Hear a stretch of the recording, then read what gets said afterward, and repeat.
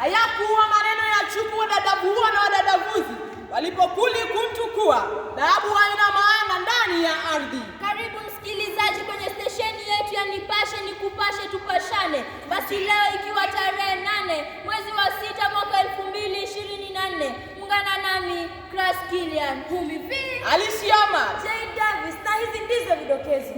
Maandalizi ya siku ya Kiswahili ulimwenguni, wawakilishi wa bunge kwa rais, na uteuzi wa wanafunzi wa chuo kikuu katika maandalizi ya sikukuu ya Kiswahili. Kamati andalizi ya siku ya Kiswahili ulimwenguni itakayoadhimishwa tarehe 7 mwezi wa 7 mwaka 2024 imezinduliwa.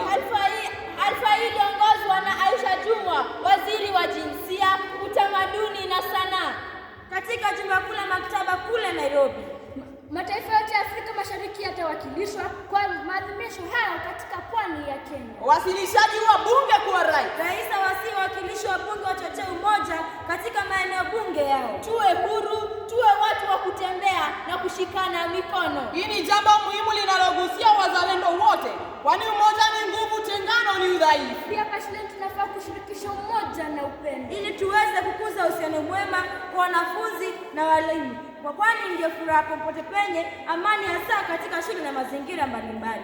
Uteuzi wa wanafunzi wa chuo kikuu. Taasisi ya kuteua wanafunzi katika vyuo vikuu iliteua wanafunzi 278,000 wa kujiunga na vyuo mbalimbali vya serikali na vya kibinafsi. Wanafunzi wengi wameteuliwa kujiunga na vyuo vinginevyo vikiwa pamoja na KMTC na vyuo vya anuai za kifundi. Aliwateua akijulikana kama Waziri Agnes Mercy Wahome. Asanteni kwa kunawiri nasi kwa bashaha na kwa kuwa nasi bila pingamizi. Tukiripotia katika stesheni ya PGL, nimekuwa wenu Alisioma, Humivi, Jay Davis, Cras Kilian. Shukrani.